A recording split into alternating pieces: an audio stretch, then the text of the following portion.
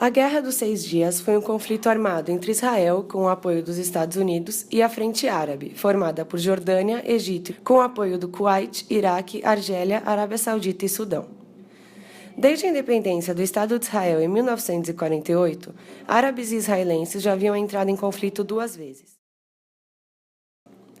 Então, em 1964, em uma conferência da Liga Árabe realizada no Cairo, foi decidido que Israel era uma ameaça. No dia 22 de maio de 1967, o Egito fechou o Estreito de Tirã para os navios israelenses, interrompendo a principal rota de comercialização de petróleo para Israel.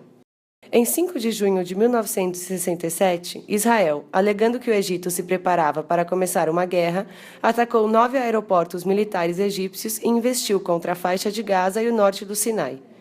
Começava a Guerra dos 6 Dias. No terceiro dia de combate, todo o Sinai já estava sob domínio de Israel. A Jordânia, então, abriu fogo em Jerusalém. A Síria interveio no conflito.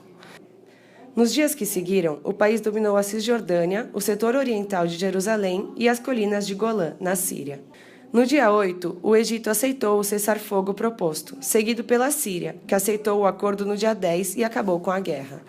Uma das consequências imediatas da guerra foi o aumento do número de refugiados palestinos na Jordânia, no Egito e na Síria.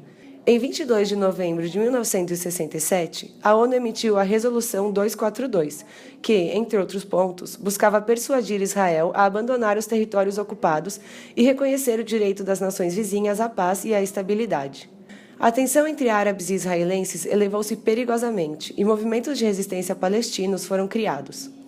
Um deles, o Fatah, começou a fazer pequenas rebeliões ao longo da fronteira israelense, cujo resultado foram respostas contra a Jordânia e a Síria.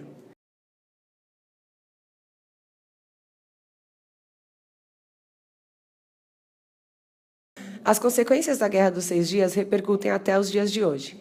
A questão palestina foi trazida para a agenda global. Antes da guerra, havia a intenção, por parte dos países árabes, de criar uma união para fortalecimento político e econômico. Depois da guerra, no entanto, essa motivação política se tornou religiosa, o que resultou na criação dos diversos grupos fundamentalistas árabes que conhecemos hoje. Apenas em 2005, o governo israelense retirou-se unilateralmente de Gaza. No entanto, há ainda a significativa presença de fundamentalistas judeus contrários à devolução dos locais de onde Israel já retirou suas forças, como nos assentamentos judaicos em Gaza e na Cisjordânia. A justificativa principal é a que a conquista dos territórios confirma um direito divino dos judeus de voltarem a seu lar histórico. Além disso, há quem se baseie em justificativas políticas, alegando que, já que Israel conquistou esse território, ele é de seu direito.